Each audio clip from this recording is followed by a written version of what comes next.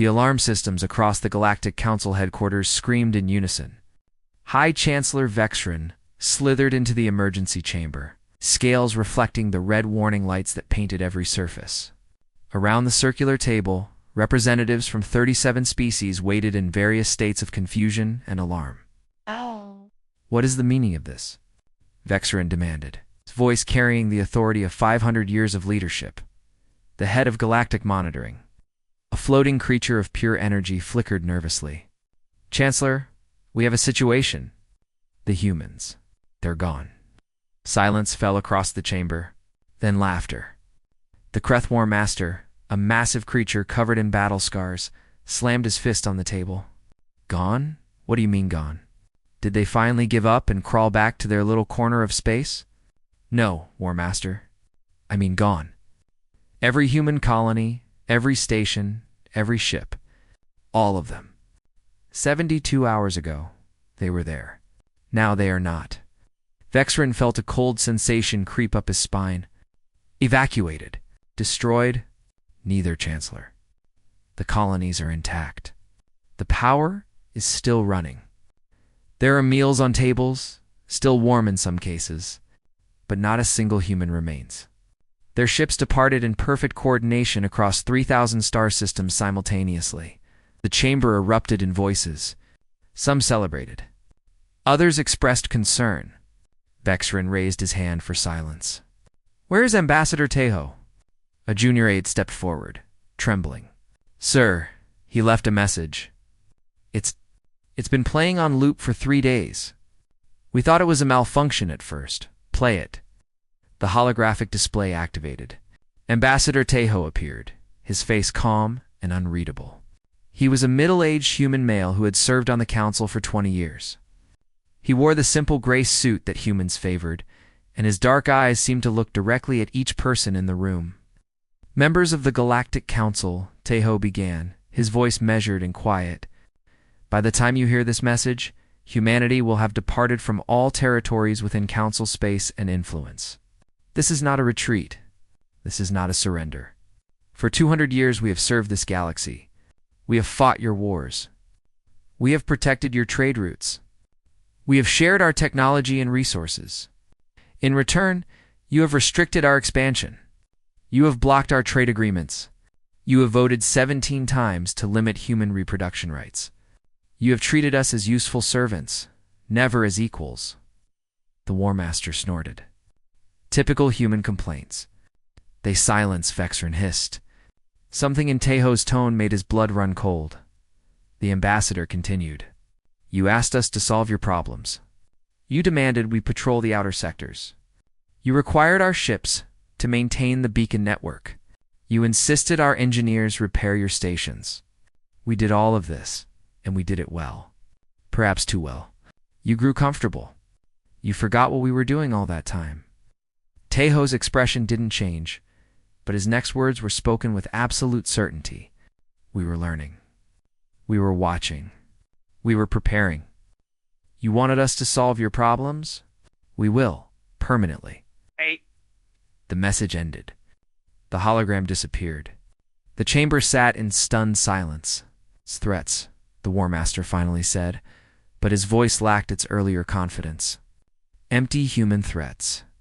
They have no power to send scouts to the former human territories, Vexrin ordered. Now, 3 days later, the reports began arriving.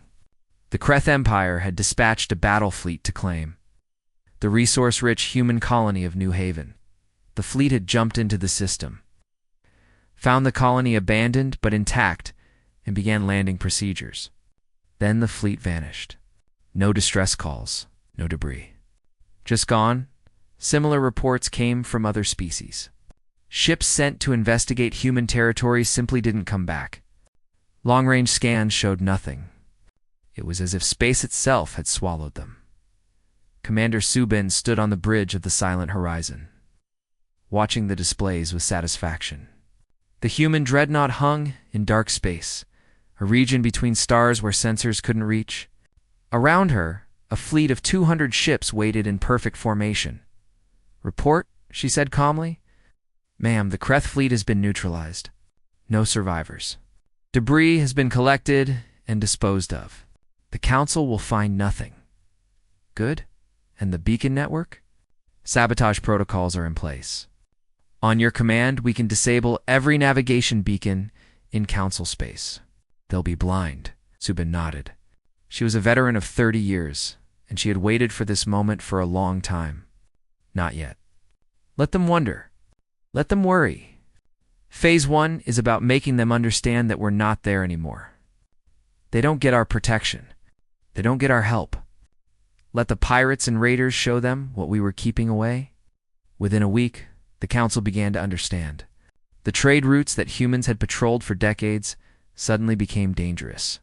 Pirates appeared in numbers that seemed impossible.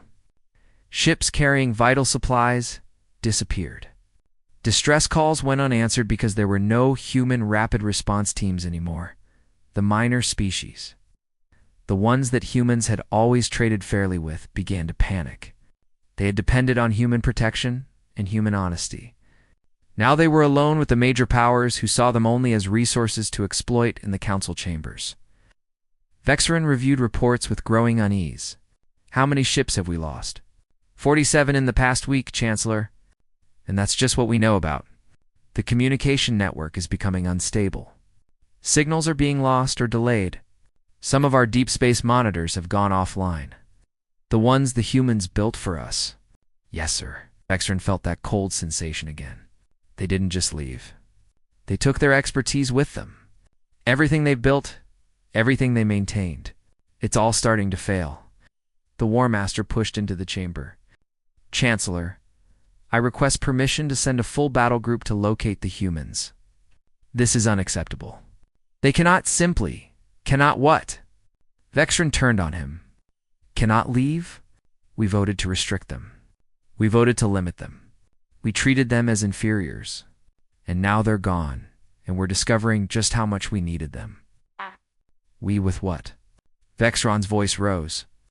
Every ship we send into their former territories disappears. They're out there, watching us. And we have no idea where they are or what they're planning. In dark space, aboard the Silent Horizon, Subin received a transmission. It was from Admiral Hyanzik, commander of the Ghost Fleet. His message was simple: Phase 1 complete. The Council is afraid. Shall we proceed to Phase 2? Subin smiled coldly. Yes. It's time they learned what war really means. 3 months had passed since humanity vanished, and the galaxy was bleeding. Captain June watched through her viewport as another Kreth military station exploded in silence. The strike had been perfect. Her team of 12 ships had jumped in, launched their weapons, and jumped out before the Kreth could even sound an alarm. All ships report successful withdrawal, her tactical officer said. 0 casualties on our side. Could mark that as Target 73. Send the data to Admiral Hyanzik. June was young for a captain, only 32, but she had trained for this her entire adult life. Every human had. While they smiled and served the Council, they had been preparing. Every star chart they updated, they memorized. Every station they repaired, they cataloged its weaknesses. Every species they traded with, studied their biology and culture. The Kreth were learning this the hard way. War Master. Threk stood in what remained of his command center. Bodies of his warriors lay around him. The human attack had come from nowhere. His sensors had shown nothing, and then suddenly his entire orbital defense grid was gone. Destroyed in 90 seconds. How? He roared at his surviving officers. How did they do this?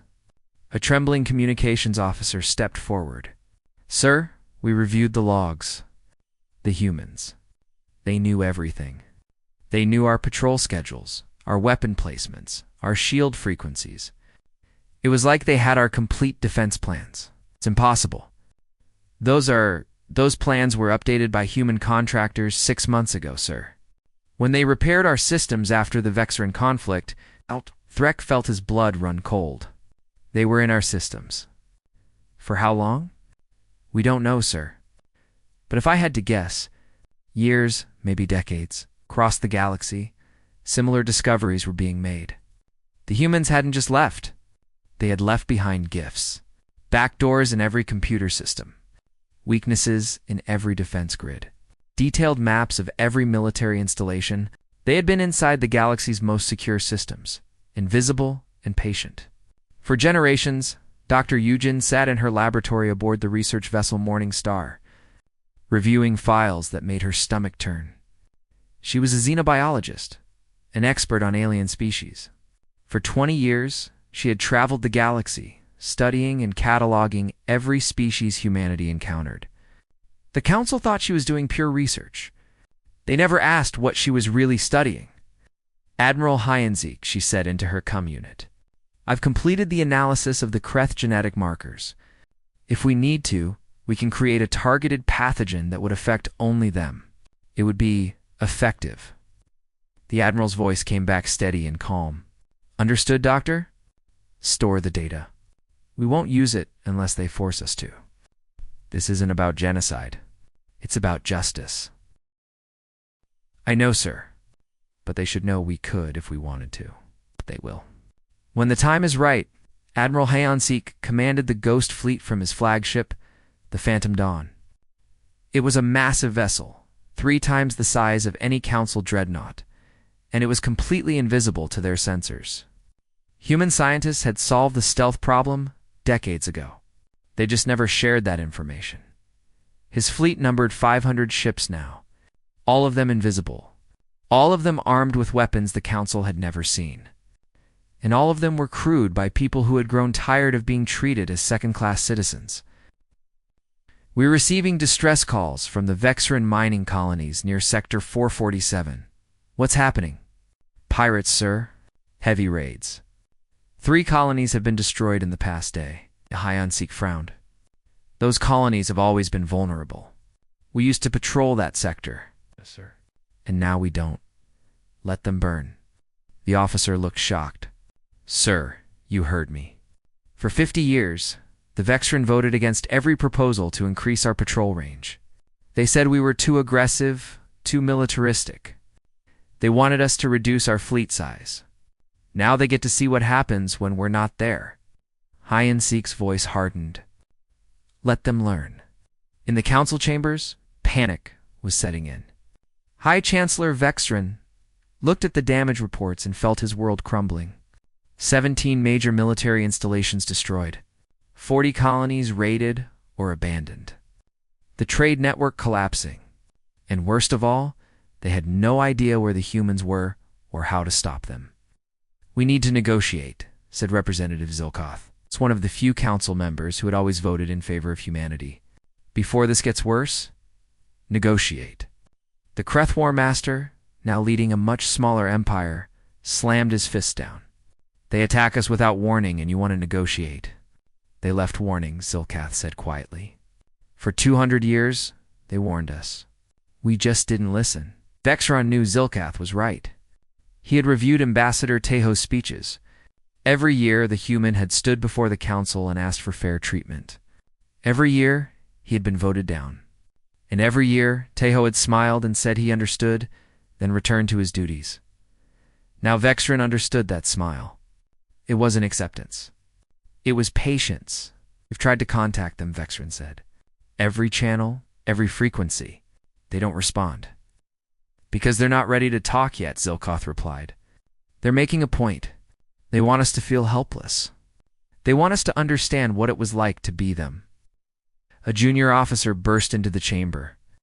"Chancellor, the Kreth battle fleet near Gamma 7. It's gone. All 47 ships. Just vanished." The War Master went pale. "That's our first fleet. Our best ships, our best warriors. Where did they go?" "We don't know, sir. They entered the sector where the human research station used to be, and then nothing. We received one transmission." The officer activated a recording. Static, then screaming. Kreth voices shouting in panic and fear. Then a calm human voice, speaking in perfect Kreth language. "You shouldn't have come here. This territory is no longer safe for you." Then silence. "They knew we were coming," the War Master whispered. "They were waiting." Captain June read the report from Gamma 7 with satisfaction. The Kreth had walked right into the trap. Commander Dong Haeon had done excellent work. His fleet had destroyed the Kreth ships without taking a single loss. But it was the intelligence report from Saw-Young that really interested her. The intelligence officer had been embedded in council space for the past 3 months, invisible and collecting data. Her report was clear. The council was starting to break. Minor species were abandoning their treaties. Some were actively looking for ways to contact humanity, hoping for protection. The major powers were turning on each other, blaming each other for the human departure. And the pirates and raiders, sensing weakness, were getting bolder. How long until total collapse? Goon asked. At current rates? 6 months. Maybe less, Soyoung replied through the encrypted channel. But Admiral Hyenseek wants to speed it up. He's planning Phase 3 already? We're only 3 months into Phase 2. The Council is weaker than we expected. They relied on us for everything. Now, they're learning that running a galaxy is harder than they thought. Ji-Yoon smiled. It was a cold smile, one that would have frightened the council members who remembered her as a friendly trade officer. Good. Let them learn. And when they're ready to beg, we'll be ready to listen. On our terms this time. In his private chambers, Vexrin watched the latest casualty reports and made a decision. He needed to find Ambassador Taeho. He needed to negotiate. Because if this continued, the council wouldn't survive another 3 months. The humans were dismantling everything, piece by piece, surgical precision, and the terrifying part was that they were doing it effortlessly. This wasn't even their full strength. This was just a demonstration. 6 months after humanity departed, the truth became impossible to deny. Admiral Minji stood before the holographic display in her command center.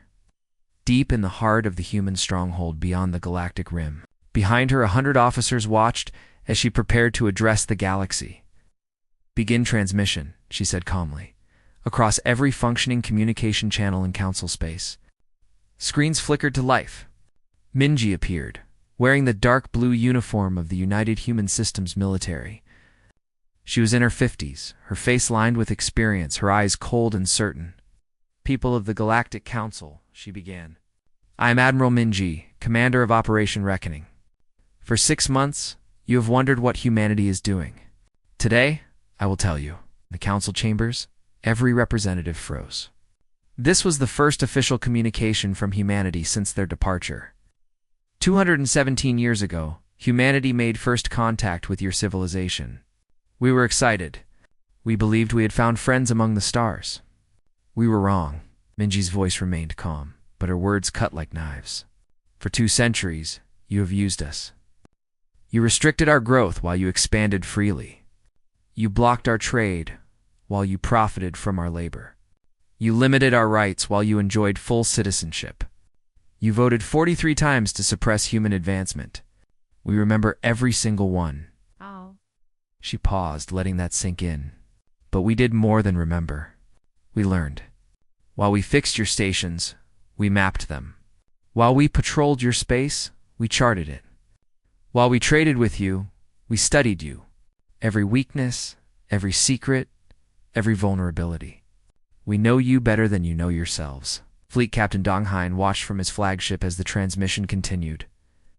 His fleet hung in orbit above Vexrin Prime, the Council's capital world. His orders were clear. Wait until the Admiral's speech ended, then demonstrate human capabilities. He checked his weapons one more time. Everything was ready. Minji continued her broadcast. You asked yourselves where we went. The answer is simple. We went somewhere you couldn't follow. Somewhere beyond your sensors and your maps. We went there to build. To prepare. To become strong enough that you could never threaten us again. Intelligence Officer Saw-Young listened to the broadcast from her hidden position inside Council headquarters. She had been there for 6 months, invisible, watching and recording everything. The council members were panicking now. Some were shouting. Others sat in stunned silence. Vexrin looked like he had aged 10 years. Can now, Minji said, her voice dropping lower, we return. Not to conquer, not to destroy, but to restructure. You see, we discovered something during our time in council space. Something you tried very hard to hide. She pressed a button. The display behind her filled with documents, videos, and data files. For 3,000 years, your council has systematically destroyed pre-spaceflight civilizations. Not because they were threats, not because they were dangerous, but because you wanted their resources. We found the evidence. We cataloged it, and we will not allow it to continue. The council chamber erupted in chaos. Representatives shouted denials. Others tried to flee. Vexrin sat frozen, knowing that the truth was finally exposed. Species Catalog Entry 7743. Eliminated by Kreth bombardment 2,000 years ago. Entry 9201. Eliminated by Vexrin biological weapons 1,500 years ago. Entry 12,445. Eliminated by enough, Vexrin whispered. But no one heard him over the chaos. Minji continued listing species. Hundreds of them. Civilizations destroyed before they could ever reach the stars. And humanity had found evidence of every single one. So here are our terms, Minji said. The old council is finished. Every species that participated in these genocides will face justice. Every species that voted to suppress humanity will face consequences. And every species that wants a place in the new order will have to earn it. She leaned forward, her face filling the screen. This is not a negotiation. This is not a request. This is a declaration. The galaxy will change. You will change. Or you will fall. The transmission ended. 3 seconds later, Dong Haiyan's fleet decloaked above Vexrin Prime. 200 ships appeared out of nowhere, their weapons powered but not firing. The orbital defense platforms, the ones the Vexrin were so proud of, didn't even activate. They couldn't. Human engineers had built them 50 years ago, and the humans still had the override codes. This is Fleet Captain Dong Haiyan of the United Human Systems. His voice boomed across every channel. Your defenses are disabled. Your military is neutralized. We could destroy your world in minutes. But we won't, because we're not like you. We don't destroy civilizations. We judge them. On the surface, riots were breaking out. The revelation about the genocides had shattered the council's authority. Species were turning on each other. The truth was too big to hide anymore. Scholar Minseok watched from the archive ship, Truthbearer, as his life's work finally became public. He had spent 40 years collecting evidence of council crimes. Documents hidden in old databases, testimony from survivors, archaeological evidence from dead worlds. The council had tried to bury it all. Now it was exposed for everyone to see. It's really happening, he said to his assistant. The galaxy is finally going to face what it did. Ambassador Taeho stepped out of the shadows in the council chamber. Representatives gasped. He had been there the whole time, invisible, watching them panic. Hello, Chancellor, he said quietly to Vexrin. Surprise. You never left, Vexrin said, his voice hoarse. I never left, Taeho confirmed. Someone had to coordinate things from the inside. It's amazing what you can do when everyone thinks you're gone. He walked to his old seat and sat down. Soyoung did excellent work. She set up the whole network. Cameras, microphones, data taps. We've been watching everything. Recording everything. Every lie, every secret, every crime. What do you want? Vexrin asked desperately. Justice, Taeho said simply. Real justice. Not the pretend justice you practiced, where the strong do what they want and the weak suffer. Actual justice, where everyone is held to the same standards. Representative Zilkath approached carefully. Ambassador, we need to talk. Not all of us agreed with what was done. Some of us tried to help humanity. Taeho looked at him and nodded. I know. We kept records of every vote. We know who stood with us and who stood against us. That matters. The species that helped us will be treated as allies. The species that tried to destroy us will face consequences. And us? Vexrin asked. The Vexrin Empire? You voted to restrict humanity 43 times. You led the effort to limit our reproduction. You tried to quarantine us in a small sector of space. And now we have evidence that your empire destroyed 17 pre-space flight civilizations. Taeho's voice remained calm. What do you think should happen to you? Vexeron had no answer. Outside, across the galaxy, humanity's plan was unfolding with precision. Species that had been oppressed by the Council were rising up with human support. Weapons and supplies appeared mysteriously in rebel hands. Human advisors coordinated uprisings, and everywhere the message was the same. The old order was finished. The Kreth Empire had already collapsed. Their subject species had revolted, and the Kreth military was too damaged to stop them. Other major powers were facing similar problems. Only the species that had treated humanity fairly, ones like Zilkath's people, were being left alone. Admiral Minji watched the reports with satisfaction. Phase 3 was proceeding perfectly. The Council was broken. Their crimes were exposed. And the galaxy was transforming, whether they liked it or not. Admiral, her communications officer, said, "We're receiving surrender offers from 7 major species. They want to negotiate." All of them will respond in 1 week, Minji said. "Let them wait. Let them worry. They made us wait for 200 years. They can wait 7 days."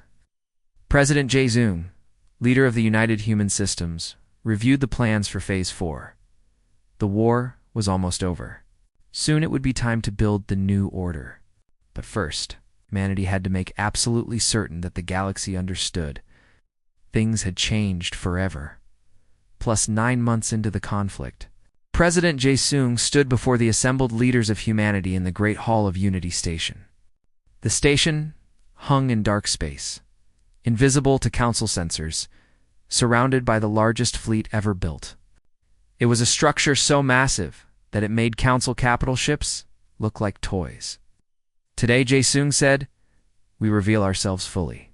No more shadows. No more hiding. It's time the galaxy sees what we built while they thought we were servants." Around him, military commanders and civilian leaders nodded. They had waited so long for this moment. General Hiram, commander of the ground forces, stepped forward. She was a hard woman, scarred from battles on a dozen worlds. "Sir, my troops are ready. We've been training with the liberation forces from 17 species. They're ready to free their homeworlds." "Then give the order," Jae-zoong said. "It's time to show the galaxy what real liberation looks like." Across Council space, human forces began appearing on planets that had been subjugated for centuries. But they weren't invading. They were helping. General Hiram's troops arrived on the Kreth colony world of Thatnine, where the native species, the Thalan, had been enslaved for generations. The human dropships landed in the capital square. Hiram stepped out, weapon lowered, and spoke through translators. "People of Thatnine, we are humanity. We have come to offer you freedom. If you want to fight for your world, we will provide weapons and training. If you want to leave, we will provide transport. The choice is yours. But the Kreth will never rule you again." The Thalan stared at her in disbelief. Then one elderly female stepped forward. "Why? Why would you help us?" "Because we know what it's like to be treated as less than equal," Hiram said simply. "And because it's the right thing to do?" Within hours, thousands of Thalan had joined the liberation forces. Within days, the Kreth occupation was over. And this scene was repeating on dozens of worlds across the galaxy. In the Council chambers, Vexeron watched the reports with growing horror. "They're dismantling everything. The entire structure of galactic civilization." Ambassador Taeho, who had remained in the chambers as a constant reminder of human presence, smiled slightly. "Not dismantling. Restructuring. There's a difference. We're removing the parts built on oppression and replacing them with something better." "You can't just decide that," a minor representative protested. "The Council has existed for 5,000 years, Taeho interrupted. 5,000 years of the strong oppressing the weak. 5,000 years of genocide and slavery and exploitation, all hidden behind pretty words about civilization and progress." He pulled up a holographic display. "We found your archives. The real ones, not the sanitized history you teach. We know what you did." Scala-Minsiak's work was being broadcast across the galaxy now. Every day, new evidence appeared. Not just accusations, but proof. Videos of Council fleets destroying primitive worlds. documents ordering the elimination of species, testimony from survivors who had hidden for generations. The evidence was overwhelming and undeniable. President Jae-sung broadcast again, this time from Unity Station itself. Behind him, the station's massive construction bays were visible, showing dozens of warships being built simultaneously. "People of the galaxy," he began. "Many of you are asking why we're doing this. Why humanity departed? Why we returned with force? Today, I will tell you the complete truth." He pressed a button, and a new set of documents appeared. 6 years ago, human intelligence discovered a plan, a secret project by the Council's inner leadership. They called it Project Limitation. Their goal was simple: to biologically engineer a plague that would only affect humans, not to kill us. That would be too obvious. Instead, it would render us sterile. Within 2 generations, humanity would disappear naturally. The galaxy froze. Even species that had opposed humanity looked shocked. We found the research facilities. We found the scientists working on it. We found the council members who approved the funding. Jae-sung's voice remained steady, but his eyes burned with anger. They were going to commit genocide slowly, quietly, while smiling to our faces and thanking us for our service. In the council chambers, chaos erupted. Representatives turned on each other, demanding to know who had known about this. Vexrin looked at Taeho with wide eyes. "We didn't. I didn't know." "You didn't, Tae?" Ho agreed. "Most of you didn't, but your leaders did. The ones you trusted to guide the council. They decided humanity was too useful to kill quickly, but too dangerous to let grow. So they chose slow extinction." His voice hardened. "That's when we decided to leave. That's when Operation Reckoning began." Dr. Haewon, head of humanity's newly formed Truth and Reconciliation Commission, was documenting everything. She interviewed survivors, collected evidence, and built cases against every council leader involved in crimes. Her work would form the foundation of the new galactic order. "The truth matters," she told her team. "Not revenge. Truth, justice. Making sure this never happens again." She reviewed another file, this one detailing a species eliminated 300 years ago. "Every victim deserves to be remembered. Every crime deserves to be documented." Admiral Min-ji received a priority transmission. "Admiral, the Council is requesting formal negotiations. They're willing to discuss surrender terms." "Not yet," Min-ji said. "They need to see the full extent of what are at their facing. They need to understand completely." She gave the order. Across human-controlled space, preparations began for the final demonstration. 3 days later, Admiral Subin led the fleet out of dark space. She had departed on the first day of the Exodus, commanding humanity's original forces. Now she returned, and behind her came a sight that made the galaxy tremble. 5,000 warships, capital ships larger than anything the Council had ever built. Carrier vessels that could launch thousands of fighters. Mobile construction platforms that could build more ships on the move. And at the center, the massive dreadnought Humanity's Will. Ship so large that it had its own ecosystem inside. The fleet jumped into normal space at the edge of Council territory. They made no move to attack. They just sat there, visible to every sensor in the galaxy. An undeniable display of power. "This is Admiral Subin of the United Human Systems." Her voice broadcast across all channels. "This is what we built while you thought you were in control. This is what we're capable of when we're not holding back. And this is only the first fleet. We have 4 more." The council chambers, representatives collapsed in despair. They had never imagined humanity could build something like this. The technical achievement alone was impossible. It would require resources beyond anything the council possessed. Taeho saw their confusion and smiled. "You're wondering how we did it? Let me explain. While we served you, we also explored. Beyond the galactic rim, where your sensors don't reach. We found resources you never knew existed. We developed technologies you never imagined. And we did it all while you thought you were in control." President Jae-sung broadcast one final time. "The war is over. The council as you knew it is finished. But humanity doesn't want to rule you. We don't want an empire. What we want is simple: equality, justice, and protection for all species. No more genocide. No more oppression. No more lies. He paused, letting his words sink in. Tomorrow, we will present the terms for the new Galactic Compact. Every species will have a voice. Every species will have rights. And every species will be held accountable for their actions. This is not optional. The galaxy changes today. Accept it or face the consequences. General Hiram stood on the liberated world of Thatnine, watching as the Thalans celebrated their freedom. Children who had been born into slavery were now free. Families torn apart by Kreth occupation were reuniting. And everywhere, people were looking at humanity with hope instead of fear. "This is what we're fighting for," she said to her officers. "Not conquest. Not revenge. This freedom. Justice. A galaxy where everyone has a chance." In his quarters, Scholar Mincioke added another entry to his archives. The day humanity changed everything. The day the galaxy finally faced its crimes. The day a new order began. Ambassador Tejo looked at Vexrin one last time. "Tomorrow, the negotiating begins. Be ready, because humanity doesn't forget, but we're willing to forgive. If you earn it." 1 year after humanity's departure, Ambassador Tejo stood in a very different council chamber.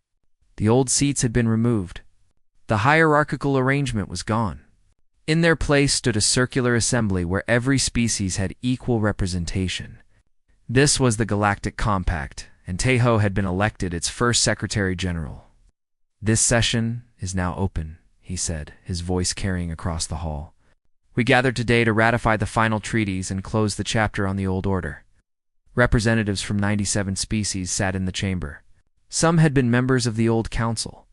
Others were newly freed species, experiencing self-governance for the first time. And some were species that humanity had contacted in the past year, bringing them into galactic society properly, without exploitation. Fleet Admiral Subin attended as military observer. Her massive fleet remained in orbit, a silent reminder that the new order was protected. She had returned from the dark space shipyards, and what she brought with her had silenced any remaining opposition. The fleet numbered 23,000 ships now, more than the entire council had possessed at its height, and the construction continued. Humanity had found massive resource deposits beyond the rim, and their automated factories were producing vessels at an incredible rate. "We don't want to use them," Subin had told the assembly during her first address. "This fleet exists as insurance. As long as it exists, no species will dare to return to the old ways. Peace through strength, protection through power." President Jae-sung sat in the human delegation section watching as the final votes came in. The treaties were passing overwhelmingly. Even former council powers were voting yes. They had no choice, really. Jae-sung was pleased to see that many seemed genuinely committed to change. The treaty established clear rules. No species could develop weapons of mass destruction without oversight. No species could subjugate pre-spaceflight civilizations. Every species had to allow independent observers to monitor their treatment of minority populations. And every species had to contribute to the Compact's peacekeeping forces. Humanity would lead those forces for the first century until trust could be rebuilt. After that, leadership would rotate among species that had proven themselves trustworthy. Vexrin stood to speak. The former High Chancellor was now simply Representative Vexrin, leading a much smaller delegation. His empire had been reduced to its core worlds, with former colonies granted independence. "I wish to address Secretary General Tejo directly," he said. Tejo nodded. "You may speak." "I want to apologize," Vexrin said, his voice heavy with emotion. "Not just to humanity, but to the galaxy. I was blind. I thought the old system worked because I benefited from it.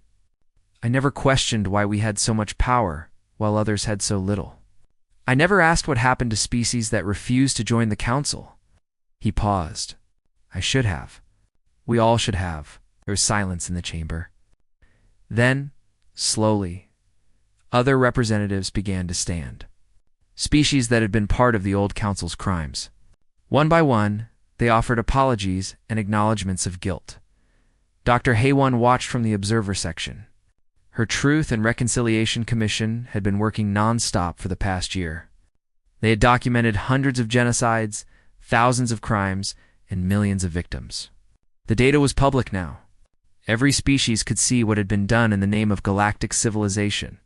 Truth before justice, she had told the commission members. We must know what happened before we can decide what to do about it. The result was a tiered system of accountability. Leaders who had ordered genocides faced life imprisonment. Those who had carried out orders faced shorter sentences and rehabilitation programs. An entire species that had benefited from crimes were required to pay reparations to survivor communities. It wasn't perfect. Justice never was. But it was honest, and it was fair, and that was more than the old council had ever offered.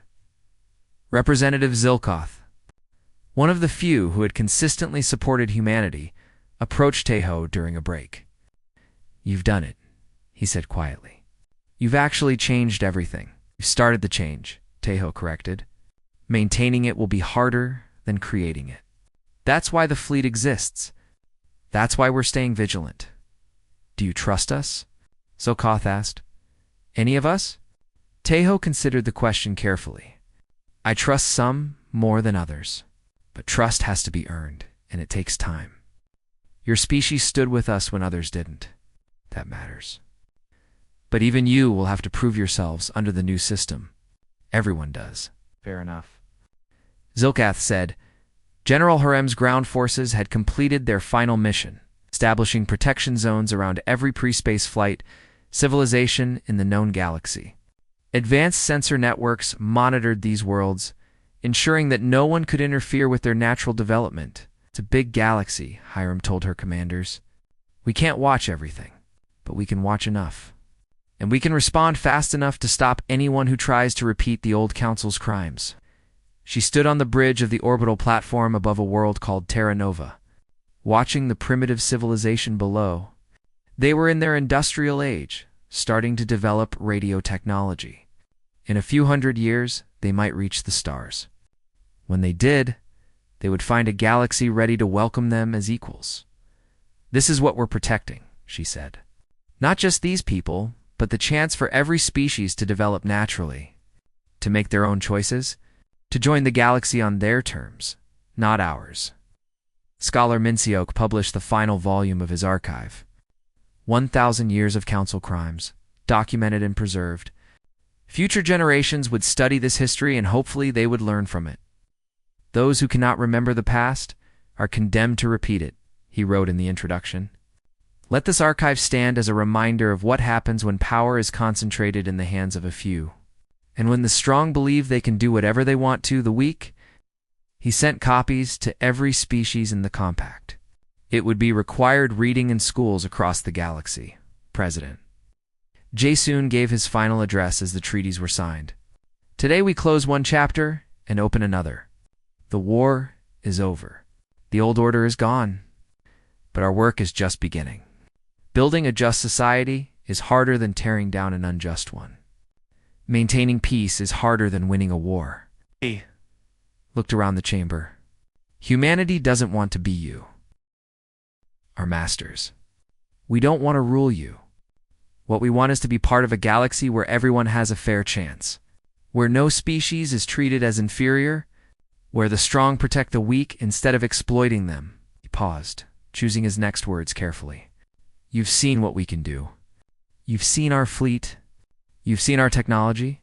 And you're probably wondering if we'll turn into what the council was. If we'll become the new oppressors. The answer is that we might. Power corrupts. We know that. That's why we're building safeguards into the system. That's why leadership rotates. That's why we have independent observers and transparency requirements. And that's why we're asking you to hold us accountable, just as we hold you accountable. Ambassador Taeho concluded the session with a final declaration. The Galactic Compact is now officially established. We are no longer the council of the powerful few. We are the compact of all species, equal in rights and dignity. May this new order last for generations, and may we never forget the lessons that brought us here. The representatives rose in applause. It wasn't universal enthusiasm. Some were still resentful. Others were skeptical. But it was acceptance, and that was enough for now. 5 years later, humanity's vigilance proved necessary. A new threat emerged from beyond the galactic rim. A species called the Vortok, massive and aggressive, with technology that rivaled humanity's own. They had been watching the galaxy, and they had decided it was time to expand. When their fleets crossed into compact space, they found humanity waiting. Admiral Subin commanded the defense from her flagship. "This is what we built the fleet for," she told her officers. "Not to fight our neighbors, but to protect them from threats they can't handle alone." The battle was fierce. The Vortok were powerful. But humanity had allies now. Ships from 17 species joined the human fleet. The Thalan, freed from Kreth oppression, fought with determination. Zilkov's people provided crucial intelligence. Even some Vexran vessels joined, proving their commitment to the new order. Together, they pushed back the invasion. And when humanity offered to negotiate with the Vortak, offering them membership in the Compact instead of destruction, the galaxy saw what the new order truly meant. Strength, yes. But strength used to protect, not to dominate. Power, yes. But power tempered with justice. Ambassador Teho stood before the Vortok representatives and made the same offer humanity had made to everyone else. "Join us as equals, or remain outside. But you will not conquer." That age is over. The Vortok looked at the fleet behind him, at the united species of the Compact, and they made their choice. They would join, as the Vortek delegates signed the treaties. Teho allowed himself a small smile. "The galaxy thought we left because we were weak," he said to President Jae-sung. "They learned we left to become strong. But the real lesson was always this: strength means nothing without justice. Power means nothing without purpose." "And what is our purpose?" Jae-sung asked. Teho looked out at the stars. "To make sure no one ever has to experience what we experienced. To protect the weak, to hold the strong accountable, and to build a galaxy where everyone, human and alien alike, has a chance to thrive. Think we can do it?" "We have to," Teho said simply. "Because if we don't, who will?" The fleet remained on station, eternal guardians of a new age.